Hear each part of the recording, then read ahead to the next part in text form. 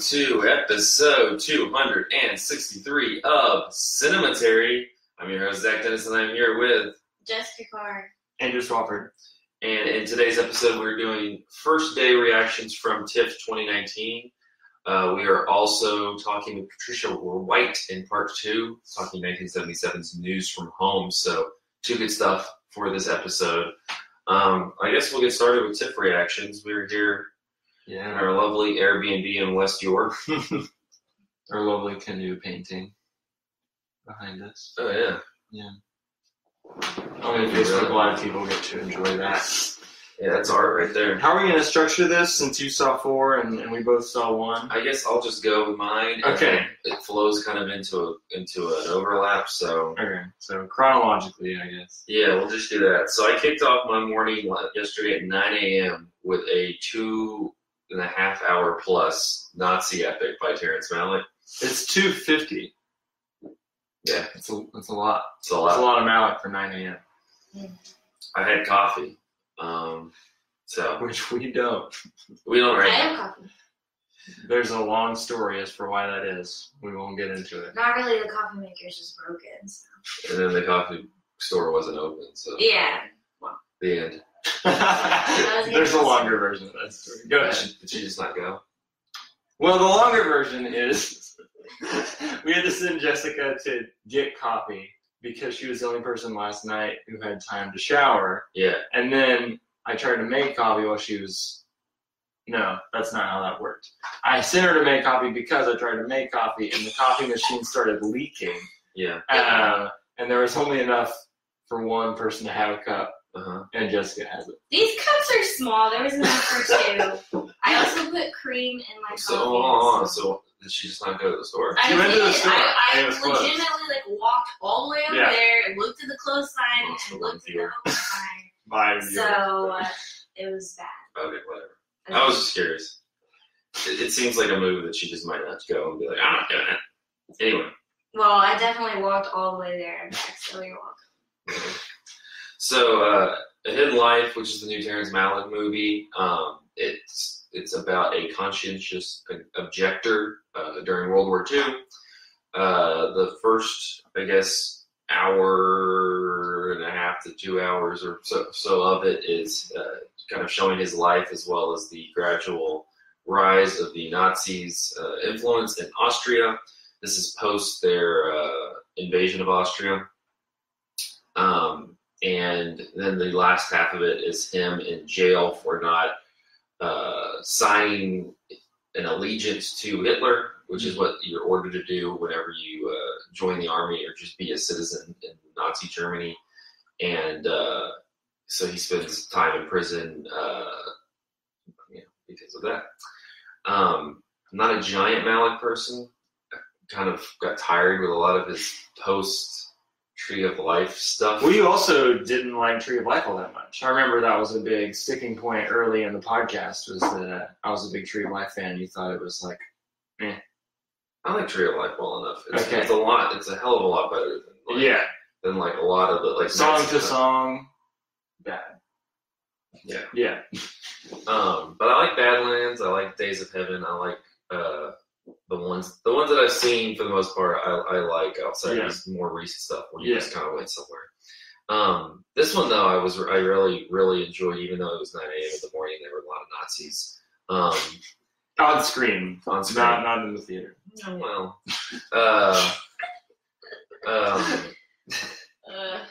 no, I really, because I think with a lot of movies that contain Nazis, it likes to focus on just the kind of basic evil of the Nazis and just kind of show the figures and kind of haunt you with the evil of just that. Do you want to make a Nazi-related announcement? No. Oh, okay. And then... it's nothing bad. No. Okay, go ahead. There's an announcement later, but yeah. And so it's much more interesting in like the slow rise was detrimental about the Nazis, was less like, I mean, the acts that they did were, of course, horrendous. It doesn't really deal too much with like the Holocaust as much, but just the kind of military tactics that they go about, and the ways that they try to influence people, but mainly how the ideology kind of flows in a way that it's kind of bouncing up against this this kind of slow move from these very insulated community kind of societies to a more globalized modern society. The film opens with this black and white footage of this, I guess, Nazi march, Hitler parade. That makes it seem like this kind of foreign concept, and then you cut over to this, to this very pastoral Austrian farm where they're all happy and like playing and running around and playing games that are very happy, showing that especially in the early part of the 19th or the 20th century, that the thing that kind of changed everything was that rather than being segmented in these different kind of pods of the community, everything kind of started to become meshed together, and you were supposed to care about wider issue, the feelings of wider people than just your village. And so you see through the mayor character and a number of other of the village people that kind of globalization of their society begins to scare them, and they begin to kind of get into this much more isolationist tactic, fearing the other. Now, you haven't mentioned that you really liked it. I really, really enjoyed it. Yeah, no, I was really vibing with that. I was just trying to break that down. Yeah, I really, really like that because I think that's much more interesting to do than just giving you like the Nazis are bad, because we're like, yeah, we know the Nazis are bad, right? And this one is more interested in how something like that can kind of slowly influence people, showing that people are not necessarily from day one feeling that way, but just I think that the mix between modernity kind of entering the society having to kind of expand to an extent, as well as just fear can start to instill these thoughts into people's minds. And so I really thought that was intuitive. If for Malick fans, your mileage may vary because a lot of the stuff, a lot of the same things happen. You're gonna have some swirling cameras. You're gonna have people having conversations where they're like, one person's looking this way, one person's looking this way, but they're talking to each other. Now, I remember the clip that was going around viral for this movie like a couple months ago was like a flirting, like love scene, and it was just a lot of chopped up, like disparate little shots. I'm wondering like how fragmented or like quote unquote poetic is it compared to some of his other recent stuff, or is it more linear?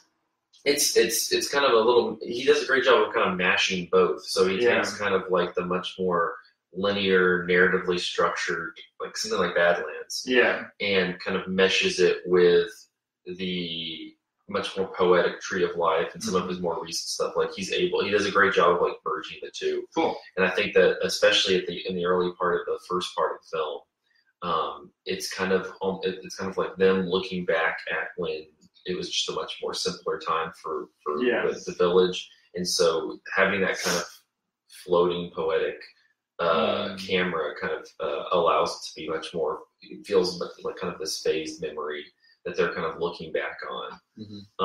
No, I'll be curious for other people. I know Jessica's catching it at some point during the festival, and I'll be curious to hear other people's thoughts because I thought it was hands down the best thing I saw yesterday. Cool. So it was great. Even if you're not a Malick person, I think that you should check it out. I mean, it's 2 hours 50 minutes, but it's like 3 hours, so And then Avengers Endgame was 2 hours and 40 minutes, so that's all I'm saying. Is you can watch it. It's an interesting movie.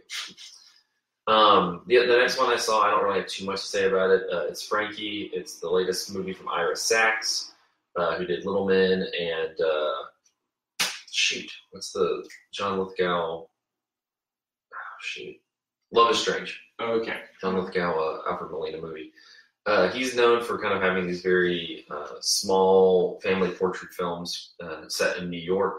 This one, though, moves this kind of strained family dynamic to Portugal, it all takes place in one day. Isabelle Huppert's matriarchal character has called them there. She's this aging actor who has this kind of announcement to make. And you have Brendan Gleeson, you have Greg Kinnear and Marissa Tomei, you have, I think those are the only kind of named people that you see. But it's Brendan Gleeson plays her second husband. Her first husband is there as well. And you can see the kind of like different facets of this kind of cobbled together family that has a relationship, but also has kind of a weird connection between each other. And it's all kind of coalescing in this kind of last day type setting on this beautiful island in Portugal. I think Ira Sachs movies are very inconspicuous and small, and so it's kind of difficult to find like a broader concept in this one. And this one I think is most less assuming than his more recent ones.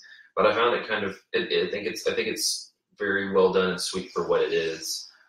It's kind of examining the various ways that, I think kind of in a similar fashion that the director of my next movie did in Shoplifters, kind of what it's like to kind of bring together this a family out of nothing and kind of putting these different parts together. And Isabelle Huppert, I think, is just really fantastic and great in it. So if you've seen a number of his other films, I would check that out. It was, like I said, I don't have too much to say. It was pretty kind of straight to the point. Mm-hmm. The next one I saw though is by Hirokazu Koreeda. Very exciting. Yeah, the Truth. This is his first non-Korean film. He's Japanese. Or Japanese, not a Japanese film. Yeah. And so this one is set in Paris. Juliette Binoche and Ethan Hawke are a married couple who are visiting her mother, played by Catherine Deneuve, who is also an aging actress. But she has just put out a memoir of her life called The Truth. And Juliette Binoche immediately takes issue with that because I think that Catherine Deneuve's character takes a lot of creative liberties with the life that they lived. And because you can tell that they kind of have not a strained relationship, but just a little bit of a contentious relationship. They kind of battle each other on every little kind of issue. It's funny that Ethan Hawke's in this movie. He kind of just wears a sweater and is a goofy dad the entire time. I don't really you probably could have. You didn't have to get Ethan Hawke for this role, but it was much appreciated. So he was goofy dad Ethan Hawke in The Truth versus goofy dad Ethan Hawke in Boyhood. Who is a goofier dad? They're about the same. It's okay. Like he's bringing the same goofy dad energy that he has like in Boyhood and Before Midnight. Like it's just like he's found like this is a good length for me, and I enjoy it. I think we need more goofy dad Ethan Hawke movies. But this one was interesting. I don't know if people. I know there was a lot of people who are big fans of Shoplifters. I don't know if it's necessarily a better film than that. But I think it's an interesting. I was reading some Letterboxd reviews, and I think people were not giving it enough credit for what it was doing because it's very much examining the different kind of how we develop these relationships with our family members that, especially when we're away from them for a long time, creates this kind of we kind of create this idea of who they are and how we interact with them in our heads, and how that doesn't always line up with necessarily how they are, and the kind of ways that we have to find ways to reconnect with them, even though they're this like parental figure of ours. I saw a really good phrase that it was rather than Shoplifters were strangers becoming a family. This one is a family that's becoming that like enters as strangers. Well, on that note, Koreeda's biggest influence is definitely Ozu. Yeah. Right. And some of his movies have been placed in the slow cinema category for the modern day movement. And I'm wondering how much that influence comes through with an English language cast, especially since, I don't know, I don't see like Ethan Hawke doing Ozu. I mean, maybe not because he was in First Reformed, but I'm just wondering what's the tone of it? It definitely leans, since it's set in Paris, it's definitely a more French town. I would think a lot more closer to like later Olivier Assayas movies where you kind of have these longer monologues. I mean, it sounds kind of like Clouds of Sils Maria. It's a little bit like that. It kind of has a little bit of a Hong Sang-soo like vibe to it, where you have these kind of long dinner conversations that it's like kind of slowly fester and fester, and then slowly will erupt into a very personal thing. There's this relationship that's kind of hinted at that they never like sit there and expand on, about this other actress named Sarah, who was a good friend of the Catherine Deneuve character, who I guess died, and some think it was suicide, but she had kind of passed away, and that had kind of caused a strain in her and Juliette Binoche's relationship.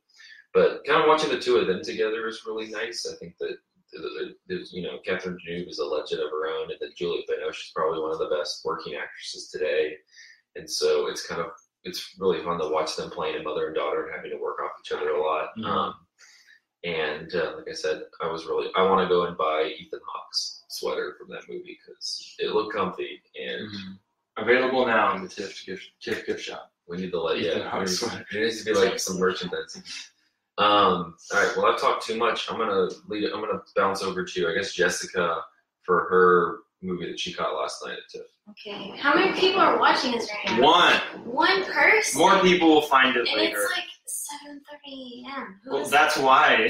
I know, but who is that person? It might be me, because I have Oh my gosh, are you serious? No, I'm not logged in any Facebook account, so I don't know if that's registering or not. But anyways, people will find it. Okay. It'll be in the podcast. It's fine. Nice. They just won't get to enjoy our lovely canoe. My first movie of TIFF ever, because this is my first time ever at TIFF, was Lina from Lima. And it's the first fiction film from Maria Paz Gonzalez. She is a documentarian, but this is her first film that isn't a documentary. Which, there is no information about this film online, but they are saying that it is a documentary, which it is not. So it's a musical. Yes, it's described as a musical comedy, but I sort of take issue with the comedy part of it. Because the story revolves around Lina, who is a woman from Peru, and she goes to work for a Chilean family. She is basically a nanny, but she also takes care of their house matters, and she has been doing this for 10 years, and she has a son that is living in Peru, who's a preteen, and she is trying to communicate with him via phone, but she only has so many credits on her phone where she can video chat him, or she sends him voice messages back and forth. But she, for the most part, is very alone. And the film is really just going through the mundaneness of her life as basically a nanny. And she is just taking this spoiled rich kid to swim practice and is just sitting there waiting for her to be done with some swim practice. And then her boss has her, because he's out of town all the time, of course, and he has her watching the kid and also taking care of his huge house that he's building. And she lives with a bunch of other migrant workers, so she'll stay in this super nice house that just has bubble wrap all over everything. And of course, she doesn't want to mess anything up, so she's constantly sitting on couches that just have bubble wrap on them. It is uncomfortable. And then she goes back to this super crowded home that has migrant workers and just has the bottom of a bunk bed that she rents out. And she is constantly trying to find comfort in whatever way she can, whether that be through what she's doing or through people, because it's a very lonely, solitary life. So you have this just very, stark realness that's happening, and then Maria Paz Gonzalez cuts through it with these musical numbers that are very vibrant. They kind of come out of nowhere. You're plunged into the first one, and it's a children's play, and the children just start singing, and then a spotlight hits her in the center of a theater. and she started singing. One of the only images of this movie online looks a lot like Anna Biller's The Love Witch, like that high contrast, like very colorful, like glitzy costumes set. Is that kind of the vibe of all these musical numbers? Not all of them. It has a very like operatic like feel to it, because a lot of the songs are just sad songs about like leaving your roots and not knowing why you're in this country that you are anymore, because you don't feel at home there, but you don't feel at home in your home country because you haven't been there for years. And there's a lot of Catholic iconography within the numbers, which it's super cool. Because I have two that are my favorite. One of them is like they have like flamenco dancers, and it's like a Diamonds Are a Girl's Best Friend riff, but she's in a dress that looks like bubble wrap almost. Okay. So it's like kind of like in her head, her like flipping that, I think, but it's really good. And then the second one is she just looks like the Virgin Mary, and she has kind of like the crown like attached to her head. Is that the one that's on the TIFF website? Yeah. So that one's pretty good too. But I think what they're really trying to work through with this movie, I think, is her just trying to figure out how to liberate herself within this very like constricting place that she's in. And her son is moving on to a phase in his life where he doesn't want to talk to his mom anymore, and she's never there anyway. And so he, at one point, like when she is Skyping him, just gets on the phone with his soccer coach and just walks away from her, even though this is like the only time she gets to talk to him, like once a month or something like that. And he has a girlfriend, which she finds out through Facebook, through the kid that she is like watching. And then her ex-husband has remarried and had a baby and has moved on.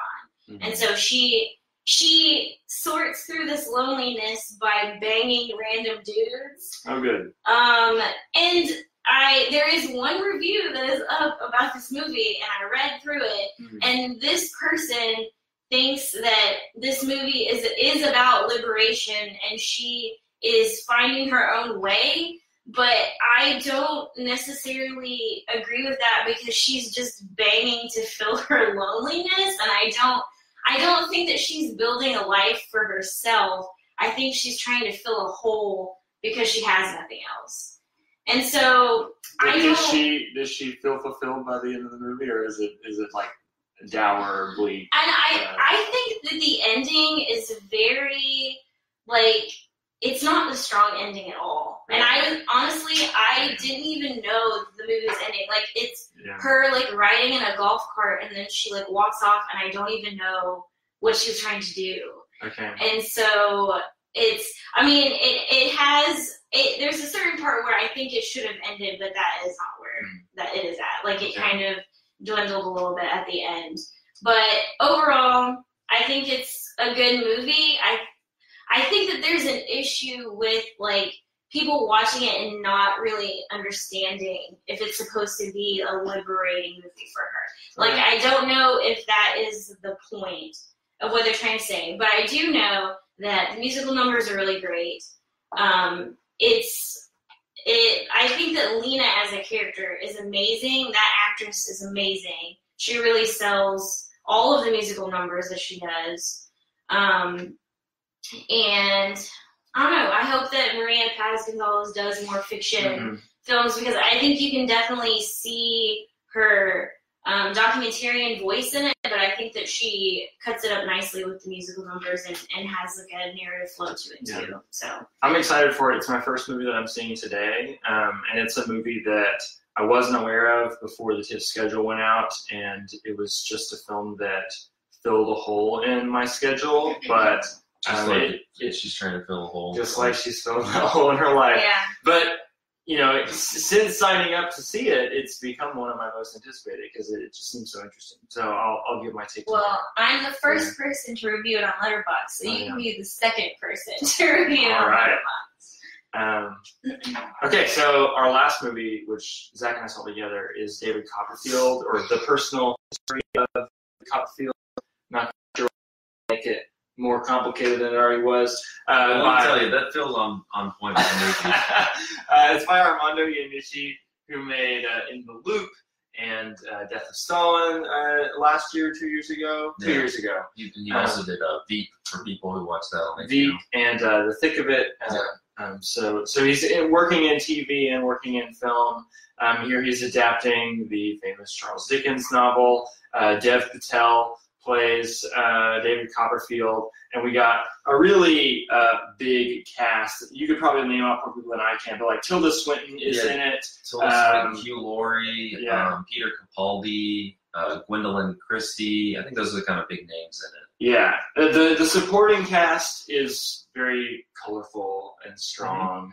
However, this movie is a bit of a mess. I haven't read David Copperfield, so like there's my literature degree cred revoked, I guess. I was forced to read it in 10th grade. Yeah, but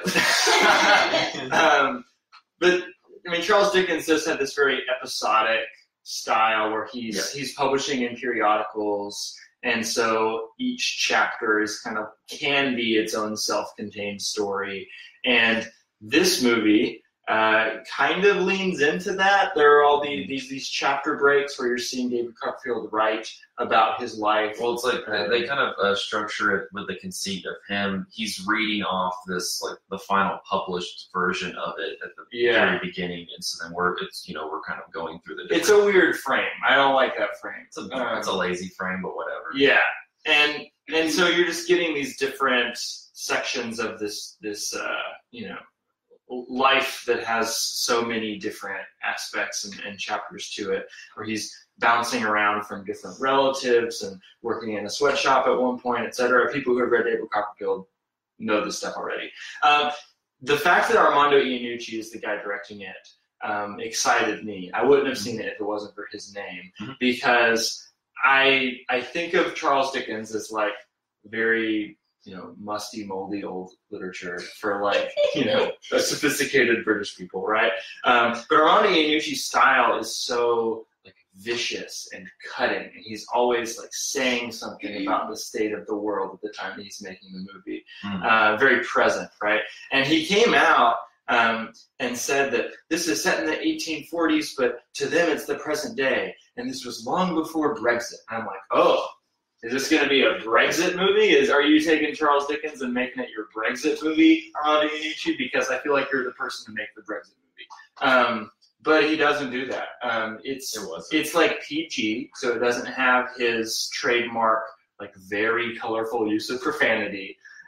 Which honestly, giant highlight of any of his stuff. It's just, the imaginative way in which curse words are strewn together. Yeah, especially in The Loop. Well, it's like he read David Copperfield and became obsessed with the imaginative way that Charles Dickens uses his prose. But I'm like, yeah, Armando, but we want you to go on a curse rant. But you can definitely tell that it's him who wrote the script, even though it is very family friendly, because he's taking these scenes, obviously from Charles Dickens, and he's imbuing them with his dialogue and punching up the dialogue in a way that Charles Dickens didn't write it.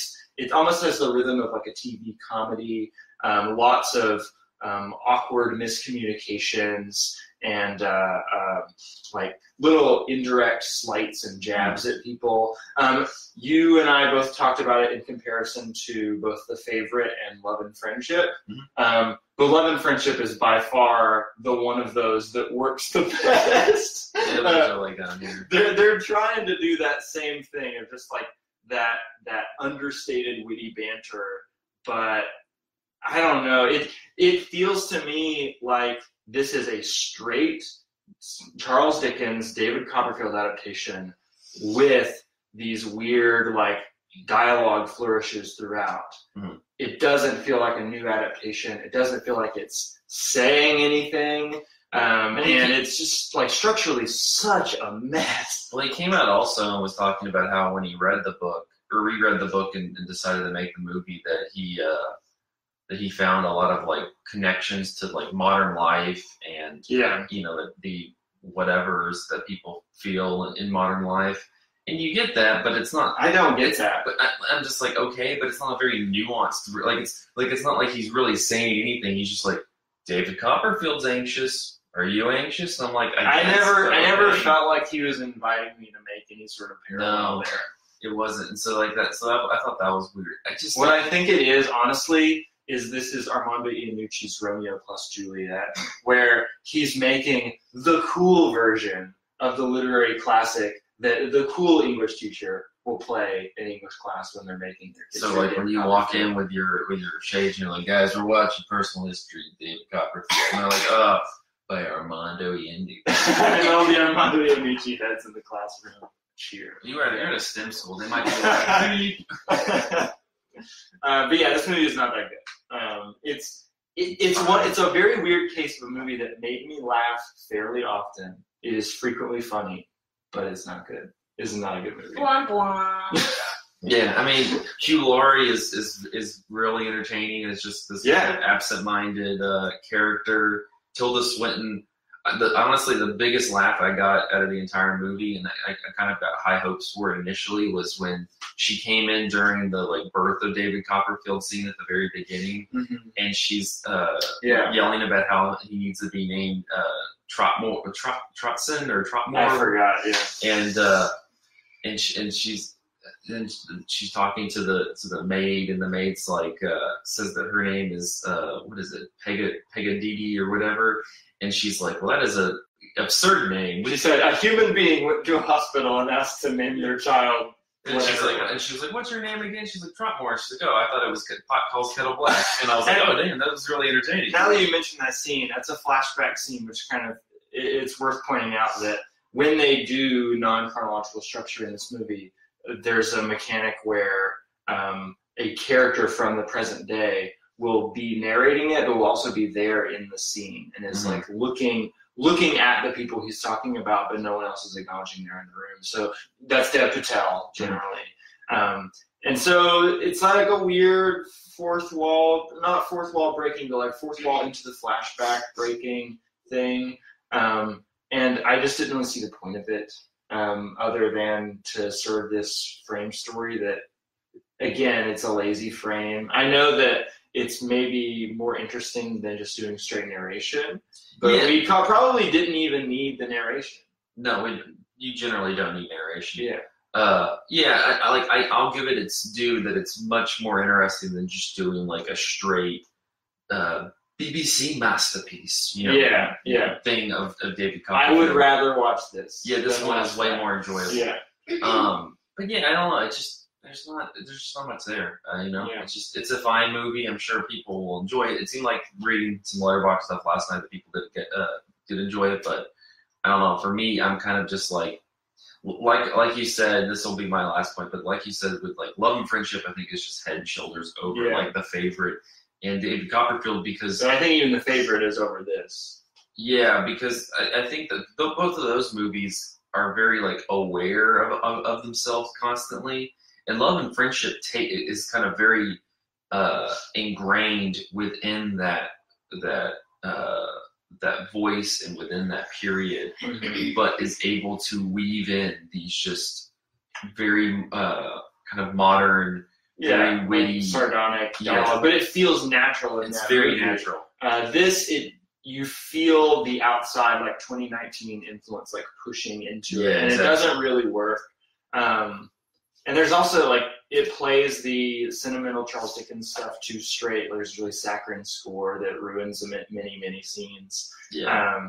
But my favorite moment that made me laugh the hardest was Tilda Swinton literally yelling, "Get off my lawn," and then kicking a donkey. That was good. So there are a lot of good little moments like that peppered throughout the movie. But she like lifts the woman off the donkey. So yeah, but we got a full day today of what we seen today, y'all. I have Radioactive, which is the latest from Arjan Satrapi. Yeah, I got that, and then all three of us are going to see Vargas by Agnes, the last film by Agnes Varda. as well as Portrait of a Lady on Fire. Mm-hmm. And then I'm ending my night with the new Pedro Costa film, which Andrew's super excited about. You haven't seen a single Pedro Costa film, and this is the 5th in a series, and I can't wait to talk to you about it.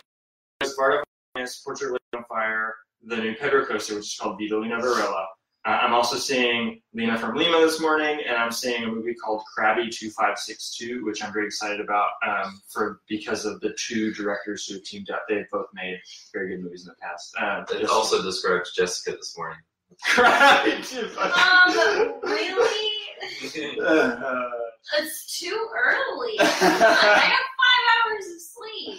What are you seeing today, Jessica? All of the two other ones I said. And I'm also seeing Castle on the Ground, which is by a Canadian director. Its premiere is tonight, and also it's about opioid addiction. So that's fine. Everybody get ready for that. Yeah. Sweet. Well, thank you, one Facebook Live person, maybe me, for tuning in. Hopefully other people will find this feed later, and if not, it'll be on a podcast. So thank you for listening. We're going to take a short break, though. And we'll be back with Patricia White after this.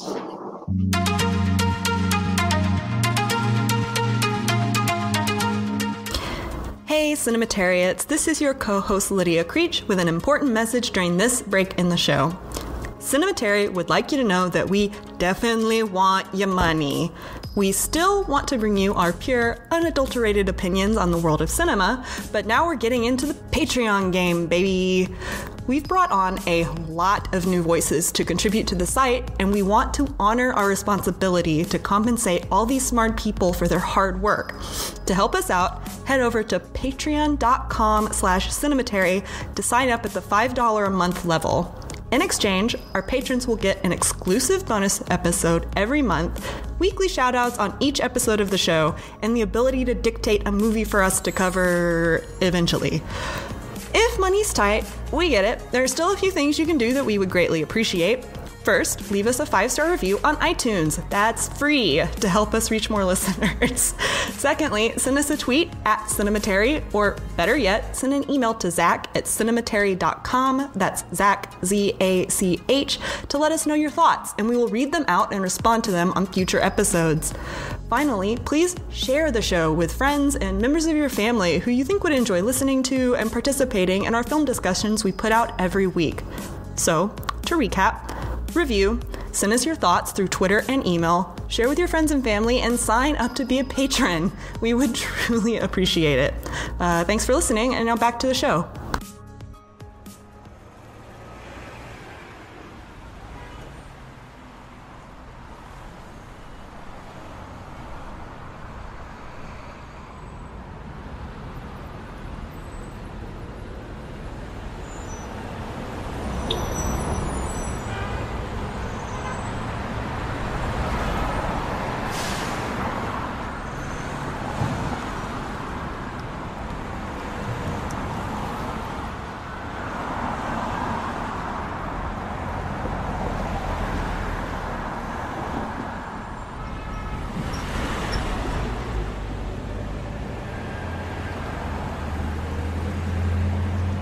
And we are back with part 2 of episode 263 of Cinematary. In this part, we will be continuing our Young Critics Watch Old Movies series with 1977's News from Home.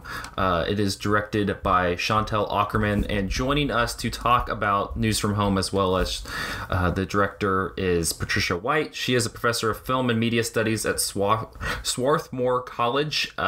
She also wrote the book on Chantal Akerman, which you can find on wherever you buy books. But Patricia, thank you so much for joining us to talk about it. Thank you. It's a pleasure to be here. I should say that I'm the editor of that volume, and I got a lot of really great perspectives on this film and other works by Akerman, working with people who had known her and worked with her for decades. Oh wow! Fantastic. Well, I'll be sure for people interested to link to put a link for that in the description. But News from Home. This was my first time watching it. Andrew, you had seen it before. I'll just go real quickly, and then I'll be curious to get your perspective as somebody who's watched a lot more Aquaman than I have. But this one it was just like I was getting hit in the face with emotion. I mean, just yeah. I think for the first while, I'm kind of trying to figure out, just the whole what's going on, like how the structure, all of that stuff. And once I got into what she's doing and how she's framing the letters, along with just these images of just kind of minutia in New York, but at the same time they feel very of New York, especially at that time period. And I kind of caught on to the kind of thesis that she was going with. I was just left kind of I just kind of with a gut punch. I mean, that the last shot, which I'm sure we can talk about a little bit later, where you have the city kind of drifting off. It was one of those moments where you watch the movie and then, it ends and it goes to black, and then you just kind of sit there for about 10-15 minutes just kind of staring, going, I don't know, like, what I'm supposed to do next, because this was just, there's so many emotions and feelings and complex thoughts from watching this. And so I really appreciated it. I loved it a lot. Andrew, though, I'm curious what you made of News from Home as somebody who has watched a lot more of her work. Oh, I mean, I second all of those things. It's a really emotional film.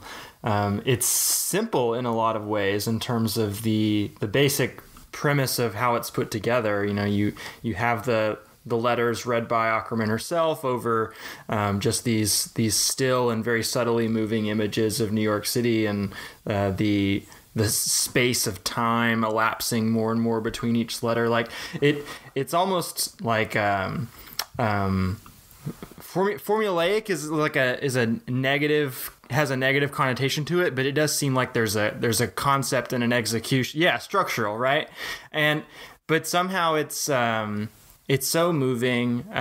It's so sad. It's so beautiful. And there are so many little things about it I love, like the distance between the camera and the people fluctuating over the course of the film. At the beginning, they're all very, very far away, as I guess we're meant to assume Ackerman is lonely and isolated in New York. And then as she becomes closer to the hustle and bustle, her mom's words start to fade out of the audio mix. And like you said, that final shot of New York slowly kind of becoming more and more distant from the ship that she's on is I don't know, it's just really resonant, and maybe my favorite final shot in any movie. I love it. It's such a simple idea, but so powerful in execution. It's extraordinary. It's that coming into New York Harbor, which is the immigrant experience. Mm-hmm. Here it's both kind of a reverse immigrant story. She's, mm-hmm. in New York. She's thinking about both her mother's migrations, which is a sort of subtext to all of her work. Her mom, mm-hmm. And her whole family fled the Nazis, and didn't really talk a lot about it, but that displacement is just there all the time. Right. And it's, and it's sort of shrouded in fog. It's, both present and kind of really cinematic. Like, you can't touch it. It's like a, framed, screened, foggy image. It's just cinema, slowly moving. You're the only one that's kind of holding it together because you're watching. It's really stunning.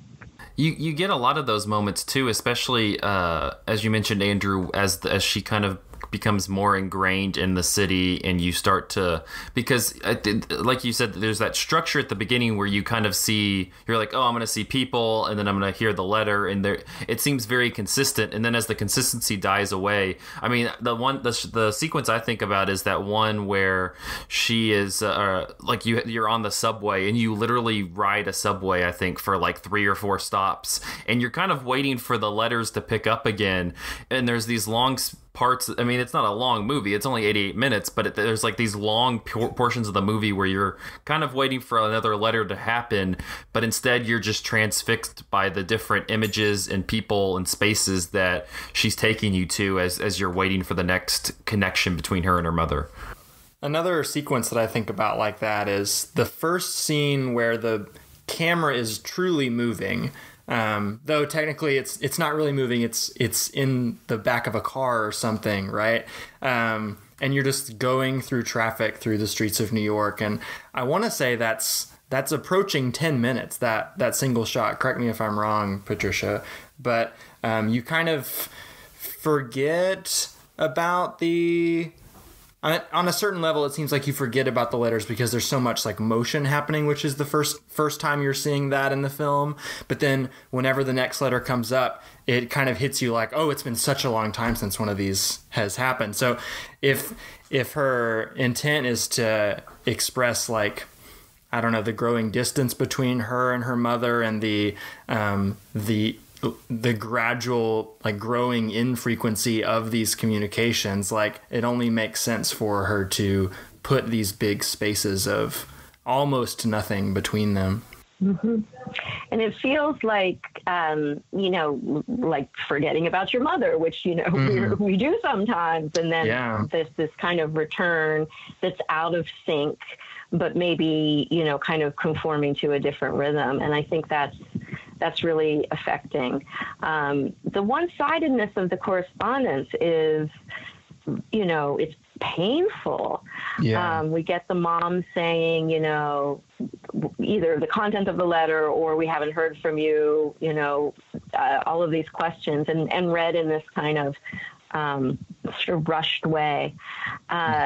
So you feel it's hard to even figure out like who you're empathizing with, because it's the mom and the daughter at the same time.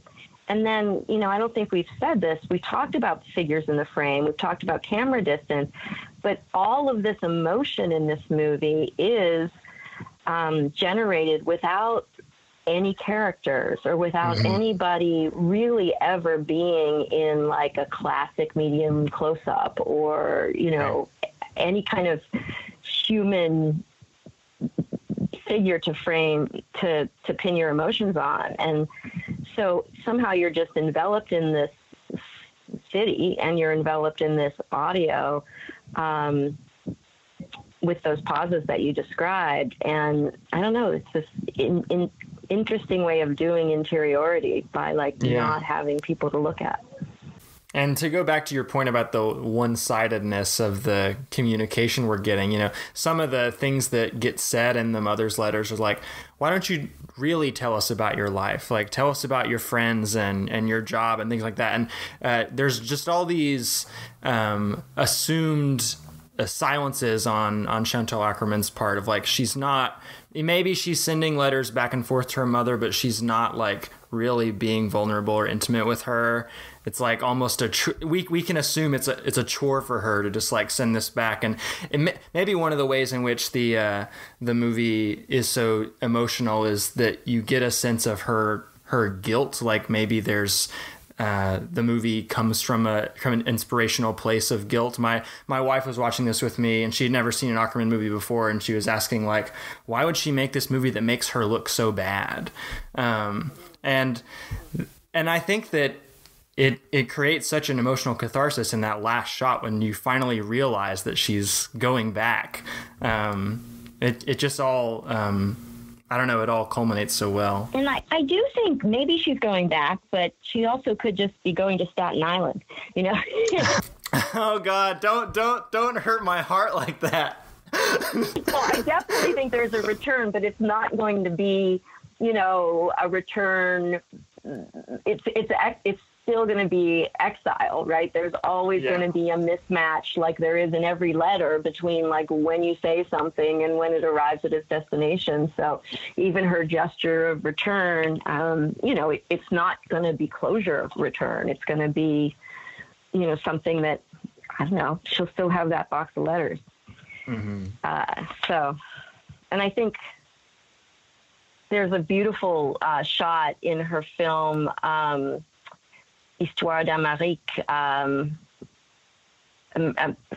Stories of America, that's similarly, kind of approaching New York Harbor, and more specifically about Jewish immigrants, and they kind of take turns telling these stories outside to the camera, and there's a little bit of humor in it, but I think it wouldn't feel so, I don't know, warm, or if there wasn't this other kind of ghost of this film behind it, this, place where the filmmaker has looked at this from, like, she's young when she makes this movie, she's just come to New York from Europe, and so her returns to these spaces, this sort of kind of weirdly underpopulated New York, across her film, she's kind of filled up those spaces with emotions and resonances. I'm curious to get a little bit better sense of the timeline, since I imagine you know a lot about her biography. I have the Criterion Eclipse set with a couple of her films in it, and this movie is on a disc called the New York Films. It's Hotel Monterey, and it's Le Chambre, or I'm not sure if I'm saying that right. Are those the only films that she made in New York, and what was kind of her trajectory of coming to New York and leaving? Well, she came to New York very young, showed up, at somebody's door that she, friend of a friend, this woman, Jane Stein, who has taken some beautiful photos of her at that time. But she had an introduction to Babette Mangolt, who still is a filmmaker and a cinematographer. And she was sort of introduced to the New York art scene, performance, theater, but also to these structural filmmakers like Michael Snow, who were, making films with very, specific formula, as you mentioned. Yeah. And, these kind of often very abstract, wavelength is one of the most famous, 45-minute zoom in a Tribeca loft. And when I see these images in News from Home of Tribeca in the 70s, before it's, gentrified, I always think, in one of those lofts, Michael Snow, Michael Snow's wavelength had, made. But there's also the audio track on that movie is also very, a very strong element of the tension. It's a sound that, is at a particular wavelength that gets more and more annoying after 45 minutes of a slow zoom. So I digress. She was really impressed with these structural films, but she had, very personal themes to work out, because she made all these films with Babette Mangolt on 16 millimeter, with Bumble being the, shooting them, and then took News from Home back to France. She's Belgian, but she was going to France to try to, make bigger movies, which for Chantal Akerman are sort of longer, slow movies that, make you think and feel. They're not like, none of them are crowded with narrative detail or anything like that. But she, had News from Home was in festivals, and she got, there we go. She got Delphine Seyrig to read her script, and made Jean Dielman, which was, much more polished and typically not a big Ackerman fan over there. Yeah, what's up? Okay, I'm sorry. I'll try to. It's a dog cat standoff, I think. There we go. What? Bye. So am I understanding the timeline right that she shot the footage for News from Home before making Jeanne Dielman, but Jeanne Dielman came out before News from Home came out? In Europe, yeah. I guess, okay. Yeah, it came out because in some ways these New York films weren't really made for any kind of traditional exhibition circuit, right? I mean, and that's how experimental film worked for decades. You know, people would show things at galleries or spaces, and it wasn't. And in Europe, it, you know, kind of had that amazing infrastructure to show a Godard movie, an Ackerman movie in a theatrical context as well as a festival circuit. So so people got to see, you know, I'm thinking the other film that was in there is Je tue il elle, which she made when she got back to Europe. And that's the one I think that was released kind of right along with Jeanne Dielman, and it too is a very, you know, modest. She's in that film. It's very raw. And I think people, I mean, there's this idea that Jeanne Dielman is just this wunderkind movie. You know, she's 24, 25 when she makes it, and it's so beautiful and has this incredible performance by Delphine Seyrig, who's, you know, one of the biggest sort of art film divas. Right. It's part of this whole, you know, more modest, but also very, very rigorous and beautiful body of work that she's making at that time.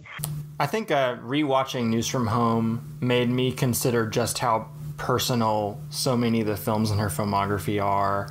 You know, especially thinking about News from Home in relation to No Home Movie, which is all also about the relationship between her and her mother, in that case corresponding mostly over Skype, which is really interesting. And then thinking about Jeanne Dielman as a movie that's kind of based on or inspired by the life of her mother, and Je tue il elle starring her in an extremely vulnerable, like raw, like you said, performance where there's like 20 minutes of her having sex in that movie. It's just her filmography. I think people maybe tend to think of it as very academic, but it's so like intensely personal and emotional. Yeah, and very so intuitive. You know, it's very, very rigorous camera placement. Yeah. And you know, sort of the planar surface of the image, you know, the angles, all of that is, you know, you could say was, you know, done with a formula like the structural filmmakers, most of them men. But in a way, it comes from, she would say, I placed the camera at this height because that's how tall I am. I sat there because it's like where I would draw a breath. I mean, she really, and you feel those rhythms, I think, in her editing and in her camera placement. I mean, obviously you're watching it, you know, drawing a breath, figuring out where to look in the frame. And it's just a very intimate way of doing cinema. I love that thought of her cutting when it feels appropriate to draw a breath, because, I mean, in a way, her movies are operating on the rhythm of human life, or at least Jeanne Dielman is. I mean, News from Home is doing it in sort of a protracted way, but in Jeanne Dielman, like, people complain about just how long and how boring that movie is, but, like, they also do chores for 3 hours, and like, don't you know, they survive, so you can survive that film and think about it. That's a really interesting quote from her. Well, just kind of to that point about how it seems, well, at least the way that she shoots the film and edits the film, that it seems kind of like it's living. A lot of the images I was thinking about while watching this is that some of the sequences and some of the places that you see in New York aren't like, they're not the spaces of the city that you would assume would be like. Right. Yeah. You get the subway station for Times Square once. You do, but you're not seeing like the Statue of Liberty. Right, yeah. It's not. You're not seeing like these iconic, you're not seeing these iconic sites, but you're catching like the alleyways and the streets. And the thing I was thinking about was everybody has kind of those places in cities that either they lived or frequently visit that are very unassuming, unremarkable places in the city, but have this resonance for you, have this deep well of memories for you. And I was kind of feeling that while watching that, because it's you look at this and you're like, it's like an alleyway, there's trash cans over here and there's like a dog walking around, but you got to feel like there was some memory that was meaningful to her, that when you see that there's something that like you're trying to kind of like empathize with her to get to that point where you can kind of feel the importance of this space, as unassuming as it is, to her in her life. And I found that to be one of the most moving parts of the film.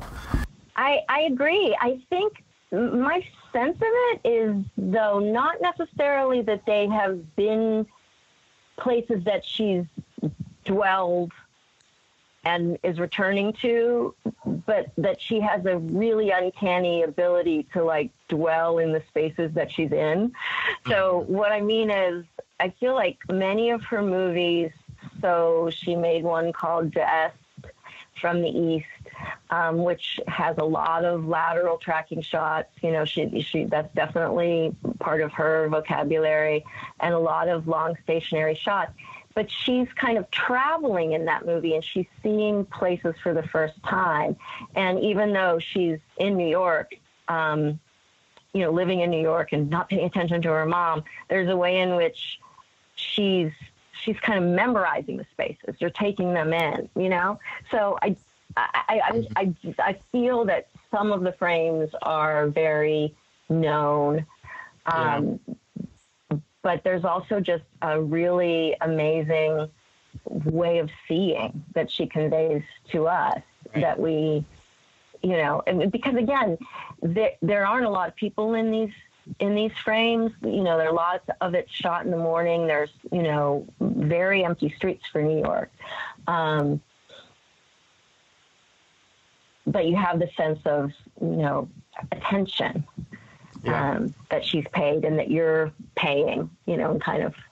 Yeah. The second time I watched John Dillman, I watched it with a notebook in front of me, and I was able to kind of map out a blueprint of the apartment based on the repetition of certain shots and the cuts between them. She really constructs the space for you mentally in the way that she moves through spaces by not moving the camera, but like showing you the sequential order of rooms and stuff like that. She does a similar thing to New York here, but of course New York is so sprawling that you feel like you're only getting a tiny bit of it. And one of the things that's really impactful about that last shot is just thinking about how all of the images that you've taken in the last 80 minutes are in that little space that you're looking at in the final couple minutes. It's just kind of mind-boggling to think about. I feel like one thing, just back to something you were saying at the beginning of that comment. Yeah. Like the way that the apartment. So Jean Diabanal takes place in an apartment, and I met this artist who said that she sort of had this like long time obsession with making a model of that apartment, oh my gosh, constructing the actual space from it. And we finally found a drawing of it, and she was like, wow, I had the kitchen over here, whatever. But what I was thinking when you were talking was the way that New York is a grid, and what better city, for Chantal Akerman, who almost never, shoots things at an angle. Right. It's always frontal. Yeah. So there's a way in which, you kind of, there's an order to the city she's created, even if it's not complete.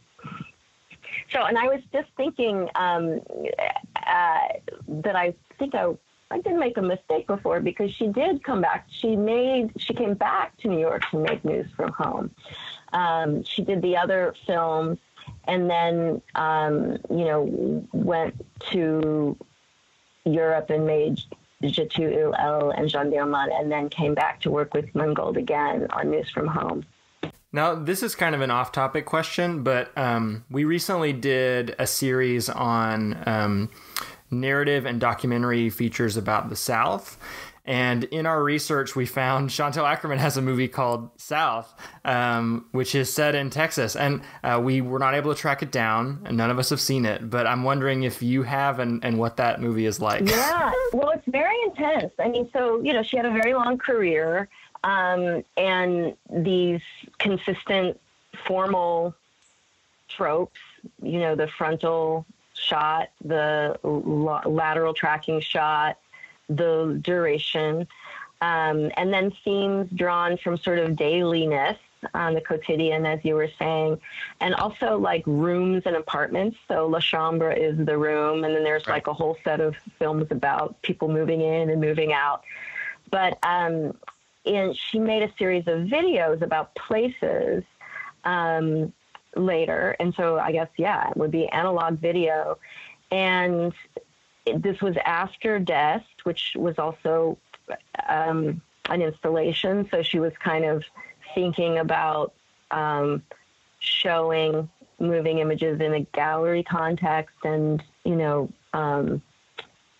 and traveling through Eastern Europe, which she did in that one. So she also did this travel to the American South, and it's quite chilling what the movie is. It's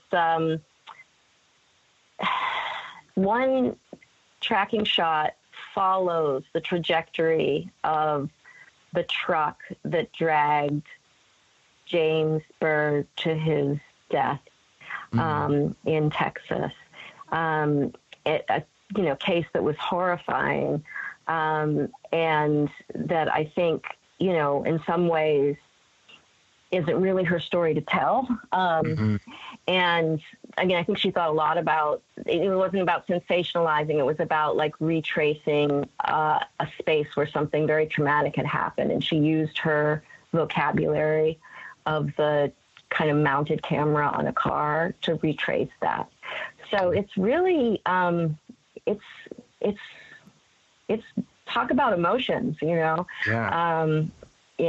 So when I say it's not her story to tell, I mean that she's very aware in that film, and then she has another one about migrants on the border between the U.S. and Mexico.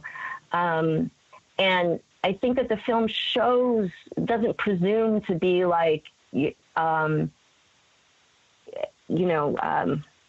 a complete or, not a news report. It really grounds her as somebody who just wants to see and look and witness, I guess, and testify through her camera. And I guess that's consistent with, even what's going on in News from Home, where she's like looking as a temporary resident of the city. So, and she made a few films later in New York and was back and forth a lot there. But the films and videos that I would link South with are, she made one in Israel where she basically doesn't leave her apartment. And a lot of it is like out the window, which is sometimes covered in blinds. So there's sort of a series of films that are about, I don't know, haunted spaces, I guess. Yeah. She carried a lot of pain, and right. When we were, I don't mean to turn this too grim, but when we were talking about the last shot of News from Home, kind of floating and drifting away from New York, there's just so much in her work is about loss. And now that we've lost her, it's even harder to watch some of these images. What, I'm as somebody who spent a lot of time studying her and studying her work, what was your first What was your first exposure to Ackerman? I mean, what was the first time that you saw one of her films and kind of reacted to it in a way that said, this is somebody who's special? Well, I was an undergraduate, film student, and I was really interested in feminist film, women filmmakers, and it was already kind of legendary, Jeanne Dielman, and I drove to another college where they had a print of it and they were going to show it, and just was transfixed. So it was really already kind of like a pilgrimage.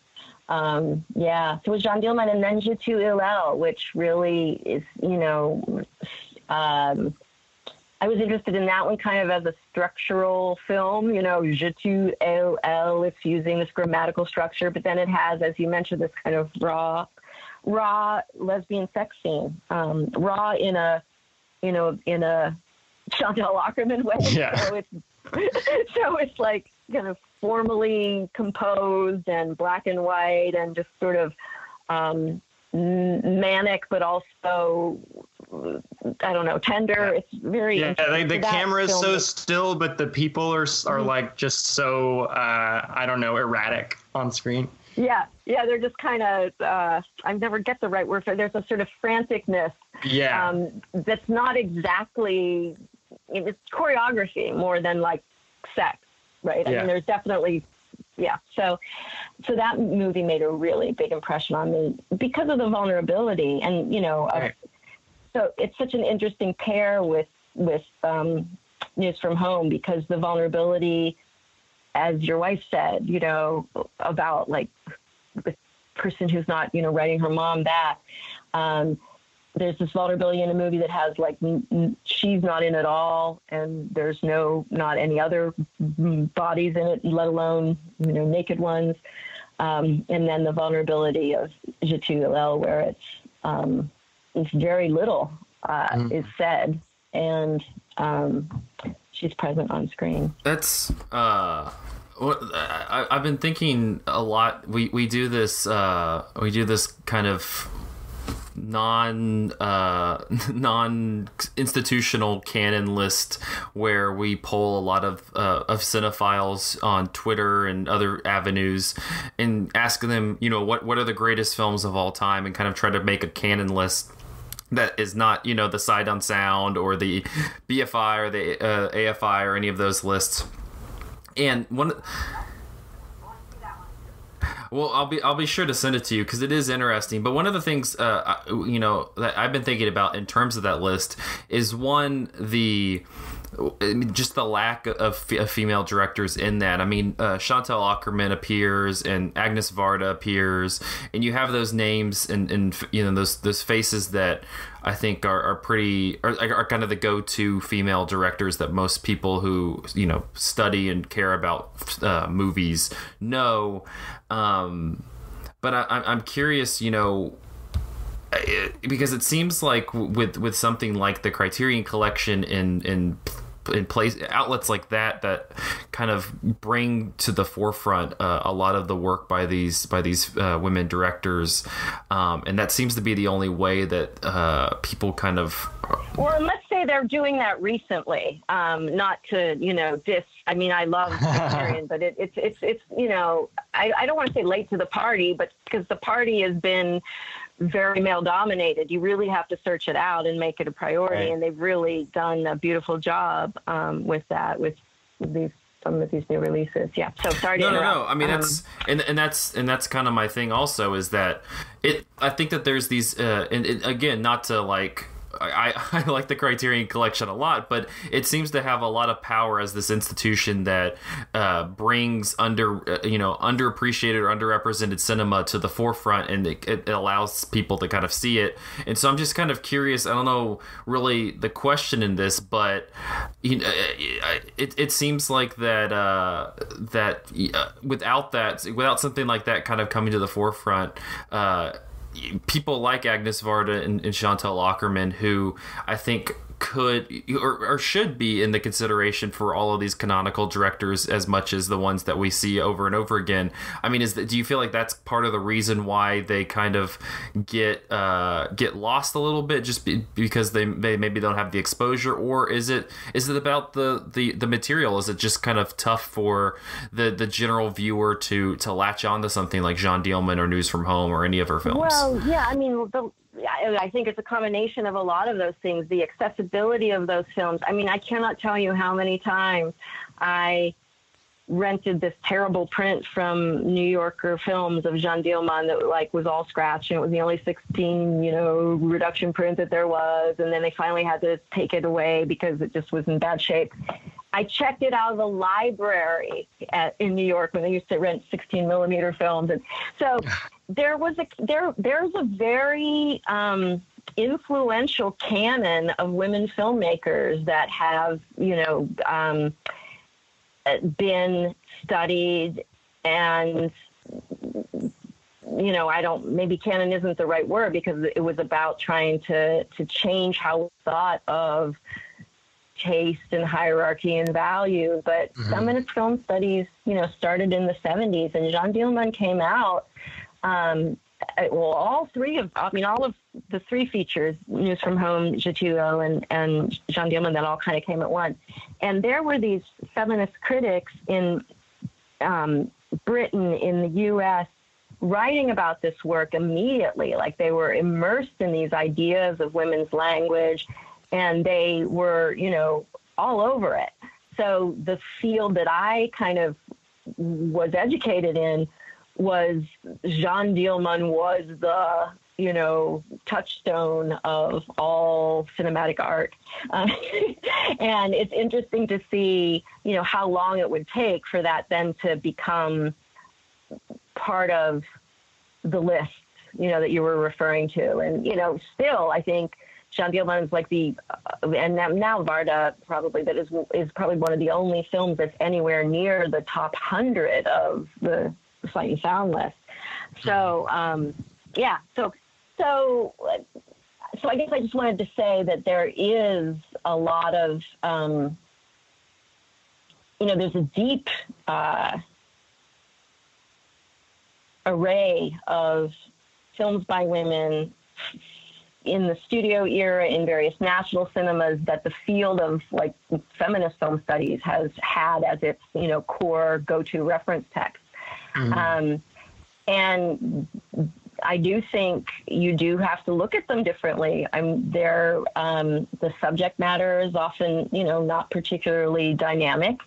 They're often made with less resources than, some of the other auteurs had. So you don't have like production values or, shot on gorgeous locations. And so, I mean, I guess there's all those reasons why people don't know about them, and then maybe need to learn how to look at them with different expectations. But I feel like plenty of people are, with the releases. I mean, it's not just Criterion. I mean, there is just so much more film history that's accessible. And, and people like you who are finding different ways to value, and trace paths through them that are going to turn a lot of people onto this work. And the 70s, some people like to look, it's kind of fun to look at the bell bottoms and the cars in News from Home. There's this like very almost kind of retro chic aspect to some of the 70s feminist work. On that note, and to connect it back to Zach's point about the our like alt Sight and Sound list, our friend Nathan is the person who put that together. And last year he started publishing the final list of what got the most votes, but also an alternative list where he removed the movies from the list that were already on the real Sight and Sound, that were already on the IMDb Top 250. And so on the actual list, Jeanne Dielman is number 4, but on the alt list, News from Home is number 3. So like, Jeanne Dielman is like obviously the canon pick, but News from Home is like the cool kids canon pick if you really know your Chantal Akerman stuff. You do. Hey, and listen, it's, as you said, only 90 minutes. Yeah. And you wouldn't want it a minute shorter. It's perfect. That's great to hear. Yeah. So, totally random thing about News from Home, maybe before we wrap up. There's a dream I've had, not a literal dream, but a dream I've had since watching this movie the first time, which is that I would love for somebody to make like a retrofitted 3D version of News from Home. I want to watch News from Home with 3D glasses on, and I want to see the subway cars like bobbing around in the Z-axis. There's just so much good depth of field in this movie. There's a lot of Z. Yeah. I love that idea. So check out, there's a lot of good facts about the shooting of the film, like the camera and the stock, and they shot at night and pushed it in printing to kind of get this color. So all that info's in a nice piece interview with Babette Mangold in that on Ackerman special issue of Camera Obscura that I edited that came out last year. So there's a pitch. There's a pitch for that. Well, yeah, we're going to put that in the description because I think just from this discussion, I definitely want to dig into that.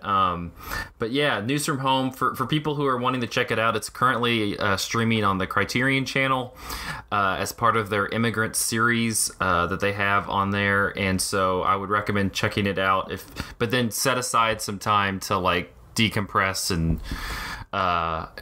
work through emotion. I sat there for 10 minutes and then I had to turn on Futurama just to kind of like get I just needed something to like re-joggle myself. But Patricia, thank you so much for coming on and talking with us, and I hope hopefully we can get another Ackerman film on our Young Critics series and we can bring you back to talk about her more.